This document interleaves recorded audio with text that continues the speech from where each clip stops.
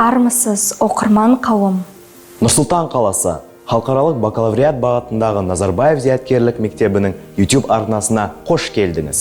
Қазақтың ауыз әдебиетін зерттеуші ғалым, көрнекті жазушы Мұхтар Мағауиннің «Тазының өлімі» атты хикаяты бүгінгі айтарымыздың негізі болмақ. Туынды 1978 жылы жазылған. Повесть қазақ халқының салт санасын, әдет-ғұрпын әр қырынан суреттейтін көркем шығарма. Оқиға желісі соғыс мүгедегі Қазы қарт және оның жан серігі Лашын атты таза айналасында өтеді. Қазы соғыстан мүгедек боп оралған, ата-баба дәстүрлерін бағалайтын, томаға тұйық жан. Лашын иесінің қалауын айтқызбай ұғатын, адамнан адал, төрт аяқтының жүйрігі, қазақтың құмай тазысы. Оқиғалардың өту уақыты Ұлы Отан соғысынан кейінгі ауыр жылдар. Тартыстардың өтетін орны Қазақ ауылы.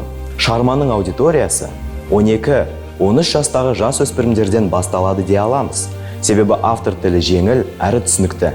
Хикаят өткен ғасырдың екінші жартысындағы қазақ ауылы өмірінің көрінісін және арамдық пен жақсылық арасындағы мәңгілік шайқасты түрлі қырынан көрсетеді. Сюжеттік желісі де өте қызықты. Оқыңыз, өкінбейсіз.